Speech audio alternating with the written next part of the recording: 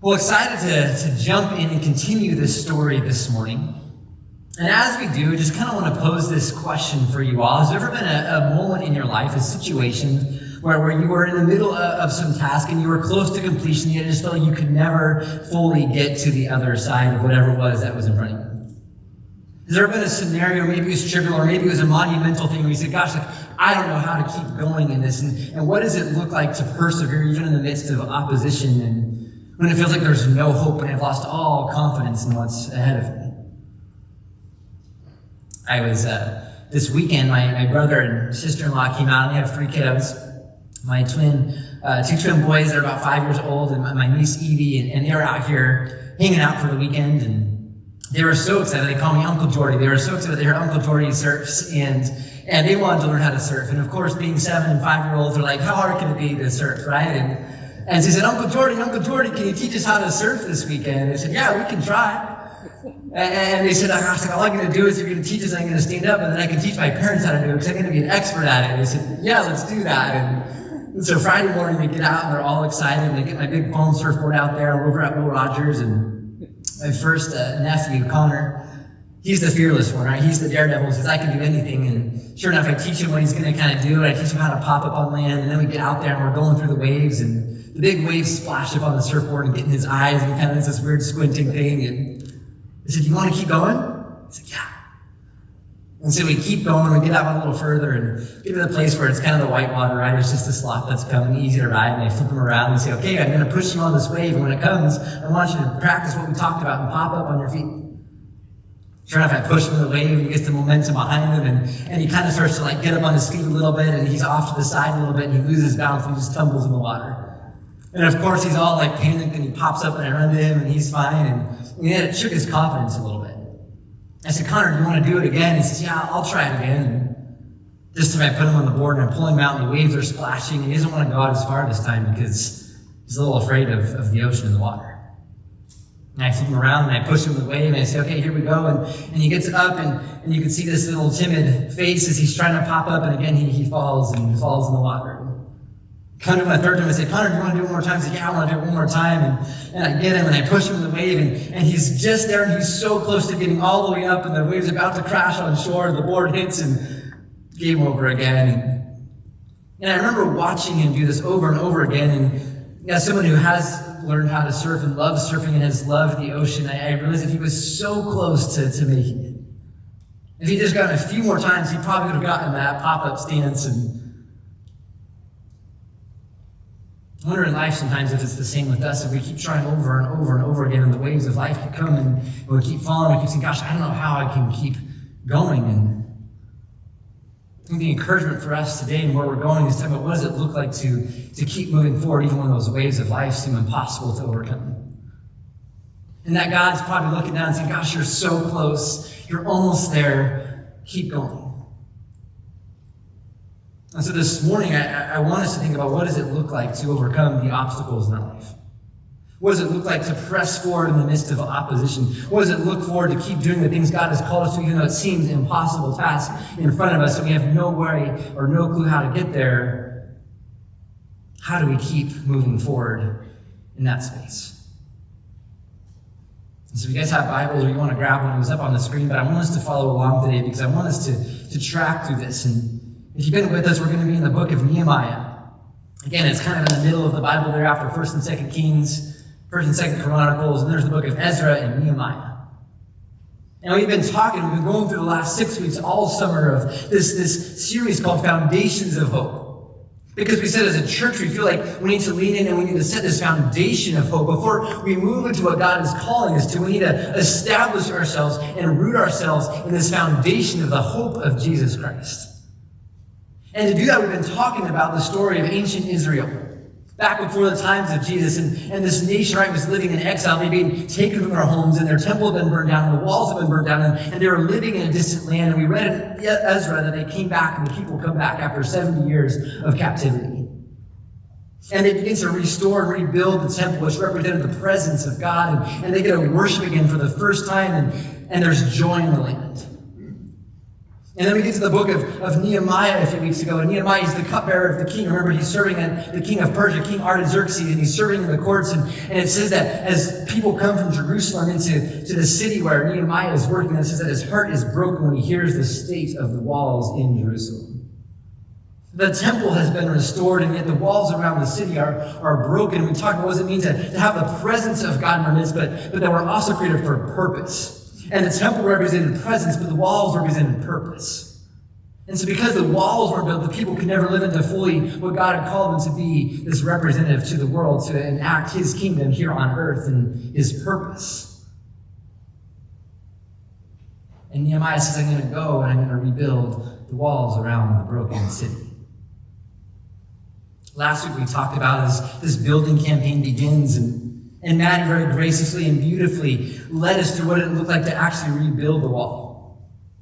And all of chapter 3 is a list of hundreds of names of the families and the people and the individuals and the daughters and the sons and the priests and the jewelry makers and all the people coming together to rebuild the walls.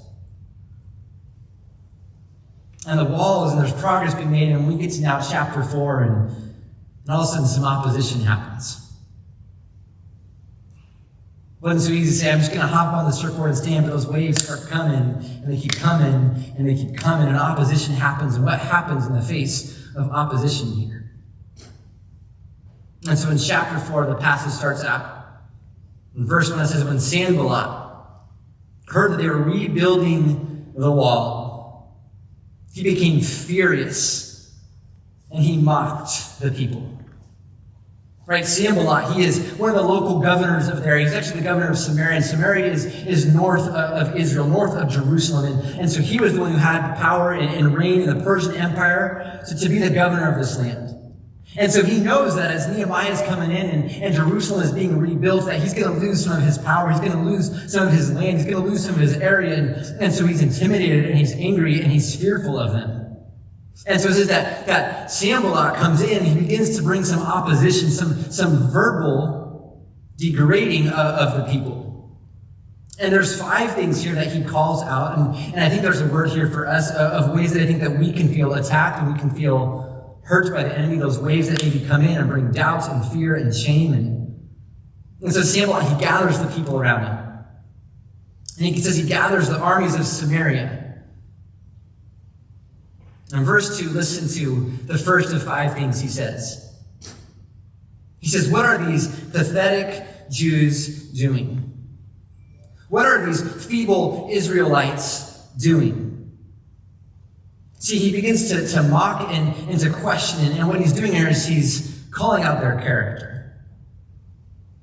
He's calling out the character of the Israelites here.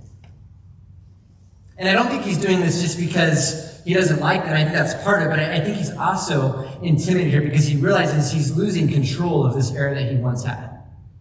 And so because of that, he begins to spread these rumors and these lies and these accusations to question the character of the Israelites, of Nehemiah, of the men building the wall. The second thing he does here, and the passage continues, he calls out their character, but then he begins to question their ability. He says, can they restore this wall by themselves? Can they even begin to build this wall by themselves? Not only is he questioning their character, but now he's questioning their ability. And it's these doubts that begin to creep in and these questions of, oh gosh, can I actually do this?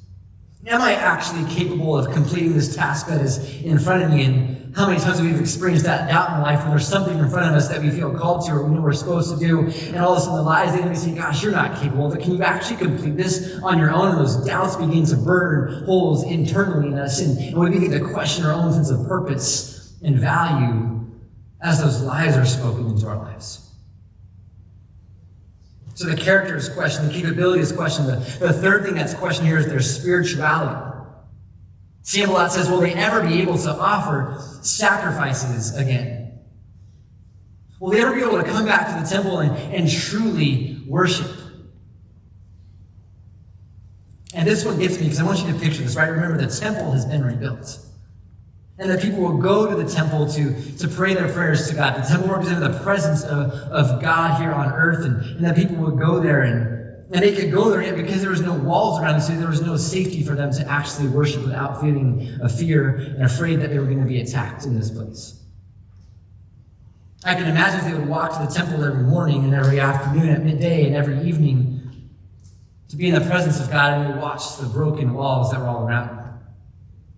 They literally saw the charcoal remains of houses and gates and city walls. And Sandlot's taunting said, will you ever be able to worship again? And as they walk through the rubble on either side of it, I began to think that they maybe thought that not only do they have doubts, but now they're experiencing a level of shame here too. Because they experience the brokenness that's around them. The continual reminder that, gosh, maybe we aren't actually cut out for this. And that shame now begins to creep in. And so their character is questioned, their ability is questioned, and their spirituality is questioned. And Sambalot continues here, though. The fourth thing that he says, can they ever bring these burnt stones back from the mounds of rubble? Can they ever bring these burnt stones back from the mounds of rubble? He's questioning now the even resources they have to make this change and this call happen. I love this here, right? If you remember back at the very beginning when Nehemiah goes, he only asks the king for lumber to rebuild the gates. He doesn't ask for new stone to rebuild the wall. Because he knows when he gets there, he's going to use what's actually broken in the rubble and restore that to a place of completion. There's a whole message in here, and I'm just going to pause and briefly. Gosh, it's so cool that Nehemiah comes in and he doesn't plan to rebuild and start from scratch the whole wall. He's knowing I'm going to take what is broken and the rubble that is around me, and I'm going to use that to restore the brokenness. Because I think God is in the midst of not just starting over from scratch, but saying, I'm going to use what is broken and the rubble internally, and I'm going to use that to restore and to rebuild and to recreate beauty from ashes. And it's Sambalot saying, gosh, you don't even have the resources to do this. Don't believe that you can ever bring restoration from the rubble around you. And the final thing that he says is he questions their endurance and their capability to even finish this task.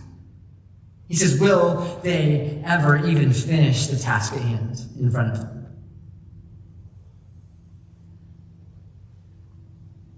He says, will you even have the courage and the endurance to keep going when that wave comes and keeps knocking you over? And another one comes and it knocks you over. Will you ever have the endurance to keep going? And so 5 things that we see are logged at the nation of Israel, of Nehemiah and the wall builders. As I was reading this, I was thinking about our own lives and the reality that is talked about often in Scripture. Right in the book of Ephesians, Paul is encouraging the church. Ephesians chapter 6, he says this to the church. He says, for our struggle is not against flesh and blood, but against the rulers and authorities and the powers of this dark world, and against the spiritual forces of evil in the heavenly realms. Paul is saying, he's like, you're going to experience physical opposition, and yet there's a whole spiritual world out there that doesn't want you to succeed. That there's an adversary, an enemy, the devil, Satan, who literally wants you to fail at every turn. That's why Peter, in 1 Peter chapter 5, he says, your enemy prowls around like a roaring lion seeking to devour you. That's when Jesus, in John chapter 10, he's speaking to his disciples. He says, the thief comes to kill and steal and destroy. But I have come that you might have life and have it abundantly. And so the reality is that this opposition is coming physically, but also spiritually all around us. That questions our character and brings in doubt. That questions our ability. That calls out our spirituality and brings shame up internally. That questions the resources we have to even bring this building project together. That questions the fact that can we even have the endurance to keep going, and those doubts and those arrows and that shame and that guilt attacks us continually. And what does it look like to step forward in the midst of that? Because I believe, church, we're in the middle of this transition as a church, and Satan does not want this church to succeed. We're in a vulnerable state where it'd be really easy for this all to crumble, and yet we need to hold true to the truth of who God is in this space. As individuals in our own lives, gosh, we could go around this room and there's stories to be told, and there's obstacles at every turn. And Satan does not want us to succeed in that. He wants to tear you down and cause you to doubt and to have shame and to have guilt and to give up. There's opposition at every turn. And so how do we move forward in that? Nehemiah's response in verse 4. He says, listen, our God. Listen, oh God. And he begins to lay out what he's just experienced, and the doubt that has been lobbed at him, and the shame that's been lobbed at him, and the insecurity that's been presented before him. And he just lays it before God and says, this is what I'm hearing, and this is what I'm feeling, and this is what I'm experiencing. And it continues, and it says that the people, they come together, verse 6, it says, we rebuilt the wall until the entire wall was joined together up to half of its height, for the people had the will to keep working. Now, we don't get much of a glimpse of how they combat this initial blow of opposition. And yet we see two things here. It says that they come before the presence of God, and then they come together as people and remember what they are called to do. Remember the mission. Remember the purpose in front of them in this place. And they build the wall to half of its height, around the whole city. Well, sure enough, opposition doesn't just happen once. There's not just one wave in the ocean. It comes again. And right after this, in verse 8, it says, so when they saw that this was happening, now Sanballat and his buddy Tobiah, who is the region to the east of Jerusalem, it says they come together, and so they all plotted together to come and to fight against Jerusalem and throw them into confusion. Wave number 2 of opposition is about to come. Gosh, and I love this. The first is this verbal threats towards them, but now it becomes a physical, actual attack on the nation of Israel. Because I think they're intimidated, because the wall is half built now. And they're looking at it and saying, gosh, they're actually making progress. They're actually going somewhere. And this is our chance to realize that, if we don't stop them now, we're never going to stop them. I think oftentimes in our own life, when we experience this opposition, it's because we're actually making progress towards something. And the enemy sees that. The enemy says, I don't want you to succeed in that. And so I'm going to do whatever I can to distract and to discourage and to remove your confidence and to diminish all sense of hope in this very space that you're trying to hold everything together. And that happens here. And it says they begin to plot how they're going to attack and destroy and kill the workers. It says that the workers come back, and 10 times they give reports of the enemy threatening them to kill their lives and to end the work that has happened. And so Nehemiah, he hears this in verse 13 of chapter 4. It says, so I stationed people behind the lowest sections of the wall and the most vulnerable areas. And so Nehemiah sees this, and he hears this, and he knows what's happening. And so he says, I'm going to find the most vulnerable areas of the wall. The lowest parts where I know the enemy is going to try to come in and attack, and I'm going to station people there. And I think here we get this beautiful glimpse into this wave 2 of opposition that's happening, this physical attacks and opposition that's happening on the nation of Israel to impede and to destroy their progress of what the people respond to. And here's where I think it's really practical for us. Because Nehemiah is about to lay out what he does to avert this opposition that's happening. To find the strength and the courage to not give up.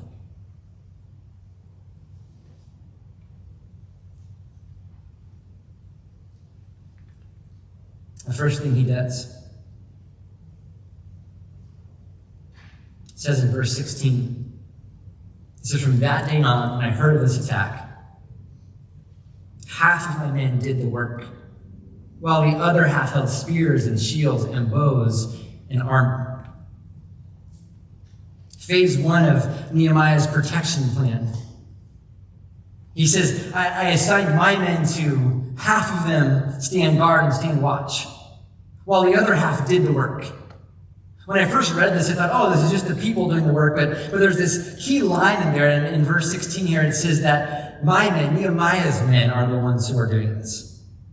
You remember when Nehemiah went and was sent by King Artaxerxes, the king of Persia, it says that King Artaxerxes sent a battalion of men with Nehemiah to go and complete this work. So these would have been the professionals.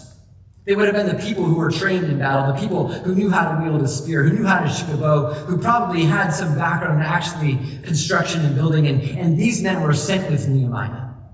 And so the first barrage here to account this obstacle and this oppression that is being thrown at the people here is Nehemiah phase 1. It says, I'm going to bring in the professionals. And I'm going to let my men who are actually trained to do this, half of them are going to guard you, while the other half are going to work alongside you in this. I think it's this reminder that sometimes we need people who are more qualified than us to walk alongside us in the things we're going through. That sometimes we need to rely on the professional and the counselor and the therapist and that person who's maybe actually walked through the hard things of life that can speak life and encouragement into the thing that we are walking into. And so Nehemiah calls in the professionals to help do the work and to help guard the building project that's happening. Phase 2 of this, and then it continues on here in verse 16, the second half of it. It says, then I stationed the officers and the leaders to support all the people of Judah behind them. And so now he calls on the leaders and the officers of the community to stand, not in front, but to stand behind the work that is being done. I like to picture this right as the people who maybe had experienced and lived the rebuilding of the temple 70 years earlier and knew what that was, and maybe didn't have the strength or the fortitude to keep doing that themselves, and yet they'd been there and they're speaking encouragement and they're right there supporting behind the men and women who are doing the work. I picture, like the author of Hebrews says in Hebrews chapter 12, that we are surrounded by this great crowd of witnesses that literally goes with us everywhere that we go. And this crowd of witnesses that the author of Hebrews talks about is the people of faith, the men and women who faithfully lived out, like Abraham and Sarah and Elijah and Moses and David and Daniel.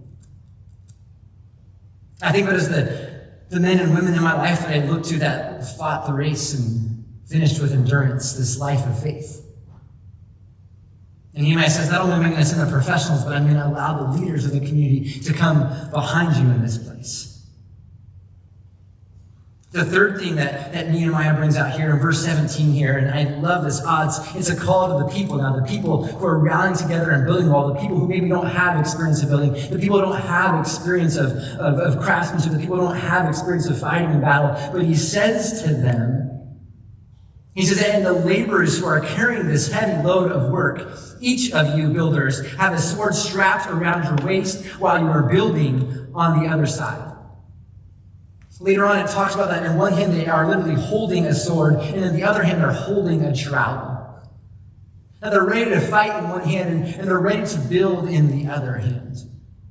He says, you laborers, you workers, you who are going through this, you too have a place and a part in this, and I'm going to empower and I'm going to equip you to lean into this. We just read about it, right, in Ephesians, where it says that our powers and rulers that are against us, that are waging war against us. Right after this is this passage called the full armor of God, where Paul says, and to wage war, you have to be ready for war. You need the helmet of truth. Sorry, the helmet of salvation. It's the belt of truth. We're getting there. The helmet of salvation, you remember that you are a daughter and a son of God that has life with Jesus forever. That to wage this war, that you have to have the belt of truth, that you recognize and you remember who you are, so you can call out the lies and the doubts and the shame the enemy is lobbing at you. You have the breastplate of righteousness that Paul talks about in Ephesians chapter 6, that is there to guard you and help you to live rightly in the ways that God has called us to. That we literally protect and we shod our feet with the gospel, with the truths of God's scripture and God's word. And we have the sword of the Spirit that is able to pierce even bone and marrow and defeat the attacks of the enemy. And we are equipped with that. And Nehemiah says to the people, you have to be ready not only to build, but to fight. I love in Ephesians when Paul is talking about this full armor of God, we are to equip ourselves with for the attacks of the enemy that are coming, because the thief wants to kill, steal, and destroy from you. There's no armor mentioned in the back because it's not a running away from the battle. It's just saying I'm stepping into what God has called me to, but I know I'm prepared for that place. Because I know who I am, and I have truth around me. And And I have the Word of God that walks with me. And I have the sword, the living Spirit of God inside of me that equips me. And so Nehemiah sets up the professionals and he puts the leaders behind him and he equips the actual builders to do the work. And the very last thing he does, this is good. Musicians, you're going to love this one, right? In verse 18, he says, and each of the builders had their sword strapped to their side and their trowel in their hand. He said, and the one who sounded the ram's horn was standing beside me. Down in verse 20, wherever you hear the sound of the ram's horn, rally to us there, and our God will fight for us. And so this fourth layer of defense is the guy holding the trumpet, the bugle player, the guy who makes that really loud, obnoxious sound of a brass instrument. And it was used to proclaim this loud noise that when the people heard it, they would rally together. And they would go to that area of the wall because they realized that they needed reinforcements. It was a reminder to the people that they had to express what they needed to need. And so they had to be vulnerable and say, I can't actually do this alone. And yes, I have the professionals that are with me, and I have the leaders that are going behind me and speaking truth in my life, and I have been equipped, but sometimes you just get to a place where you can't do it alone, and you need the trumpet to sound. And the reinforcements to come.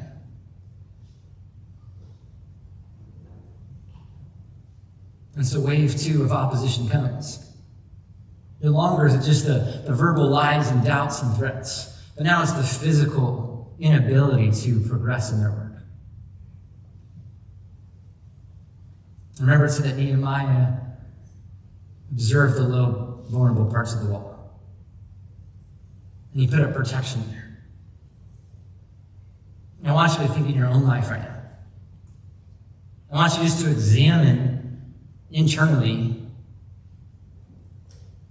what are those broken areas? What are the low parts right now that you know you're vulnerable? What are those lies that are spoken to you where it's so easy to believe? What are the areas where shame creeps in and you know you're vulnerable to it and gosh, maybe I'll get to that part of the wall later, but for now I just got to keep moving forward. I want you to think about what is that thing for you right now that is vulnerable to attack. For some of us in this room, right, this has been a really heavy season. It's not even the internal things, it's the external things that just seem impossible. That seem overwhelming, that seem like, gosh, I don't know how to keep going. I don't know how to try to stand up and face another wave of life. Like, I just can't physically get up anymore. Like, life is too much. I want you to think about what is that thing that's right in front of you and it's coming to your mind right now and the Spirit has put it there.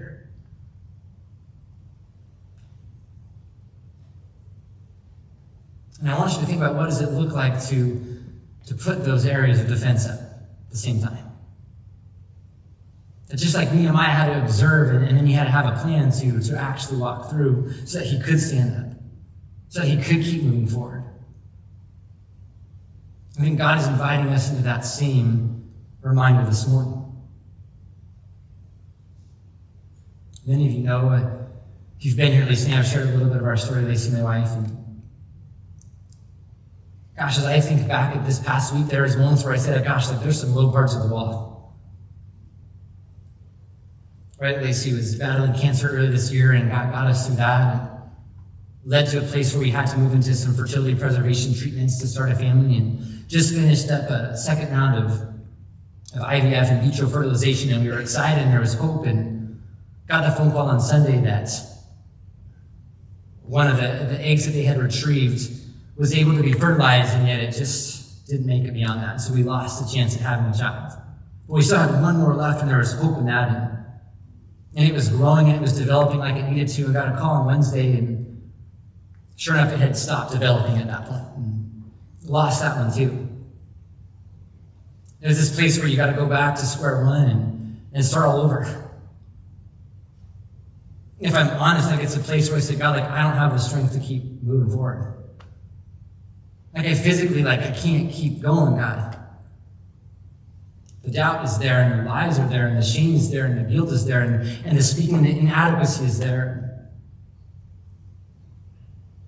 And I have to look at these four things and say, gosh, but how do I establish these things so that I have the hope to stand up again. To remember that I need professionals that know what they're doing to help. To remember that I need the leaders who are standing behind. And for me, that's my aunt who sends me texts and says, God hasn't forgotten about you, Jordan. God still loves you, Jordan. God is still with you, Jordan. Those people who have gone through the journey before and say, there's hope on the other side. And it may not feel like it now, but keep walking. The physical reminder, level 3 of that, I also have work to do in that. And I need to be spending my time with Jesus. And gosh, God, I need to root and establish myself in who you are. And I need to put on that full armor every day because, yes, there's a physical battle in front, but there's so much spiritual attack happening that I need to be ready for that. And I also got to be willing to blow the trumpet and say, I can't actually do this anymore. And it's Pam, and it's Stephanie, and it's Miriam who Lisa and I text and say, gosh, like this just happened. We got this bad news. Can you pray? It's Zach, who I go into his office almost every morning, and I just break down and I cry and say, Zach, I can't do this. It's my buddy Andrew, who's 6 hours away, who I can call and say, hey, Andrew, I got to blow the trumpet. I need some help right now.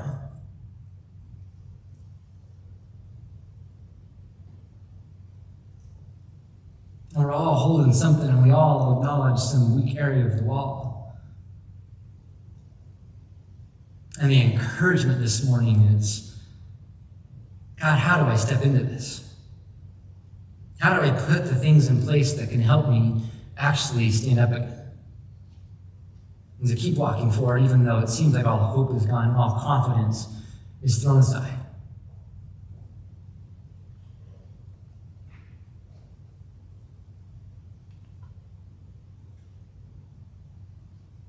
And finally, this happens, and the builders put back together the wall.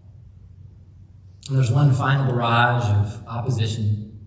Just when you think you make that breakthrough, it's right there, that next wave is coming. In chapter 6, it says that Sanballat and Tobiah and now Geshem, all 3 nations that are surrounding Israel, that they come and attack against Nehemiah. And they don't attack the community this time, they attack Nehemiah personally. And they try to distract him from the work at hand. Nehemiah in chapter 6, verse 3, he just calls it out. He just says to them, I am doing an important work and cannot come down to your request to distract me from the work ahead of me. And opposition is going to keep coming, and waves are going to keep coming, and it's going to feel harder and harder to stand back up. But sometimes we need to remember that it starts with being in the presence of God and say, God, this is what's in front of me. It's continued with saying, I need to be prepared and surround myself with people and also prepare myself personally for the battles ahead. And lastly, it's this reminder of saying, I need to be true to what I know God has called me to. And I need to call the lies out for what the lies are. That I remember who God is, and I remember where God is, and I know what God has called me to. I remember who God is, and I remember where God is, and I know what God has called me to. And everything else, I got to call it out as a lie if it's not true. And I just want to speak that truth, and I want to speak that encouragement over us this morning. That some of you need to be reminded that God has called you to a good work. And it's hard to see the light at the end of the tunnel. But don't give up. Some of you, you're experiencing the pain of loss and the frustration, not even knowing how to even move forward. And there's no answers there. But there's the reminder that God is saying, don't give up. Hold on to hope. I'm walking with you. What would it look like for us this morning to be women and men of faith who hold on to hope? I'm going to call the band back up here. We're going to close off. And as I was praying through this, and as I was feeling so inadequate to give this message, maybe as you're looking at your life and you're feeling inadequate to move forward into the things that God has called you to and the tough road that's ahead, I want to remind you that God sees you. I want to remind you that there's people who have gone before you. I want to remind you of what does it look like to hold the trowel in one hand and the sword in the other and arm ourselves with God's presence.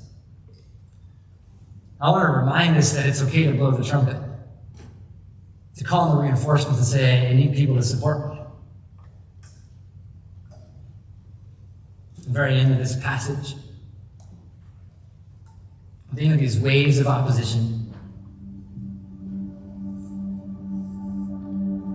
it says that they completed the wall in 52 days.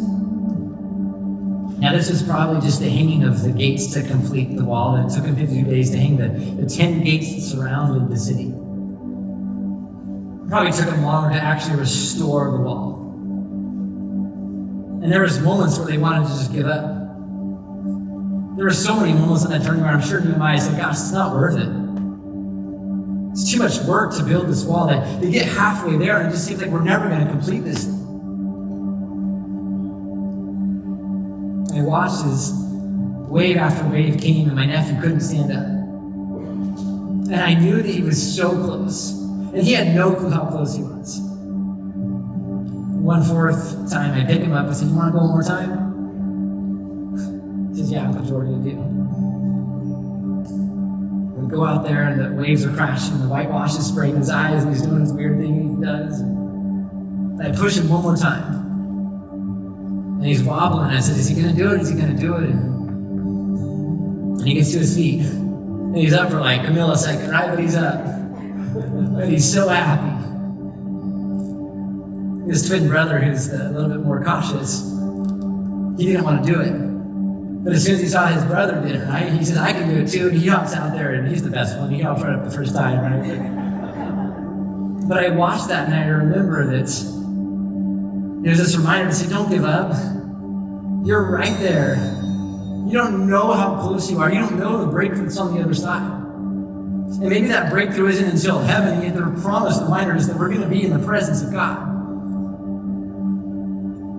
And so we can hold on to hope in that space. And so I want you, as we respond in this space, to yes, acknowledge the weak areas of the wall. But deeper than that, to be encouraged by the fact that there's a path forward in that. That there's people to help.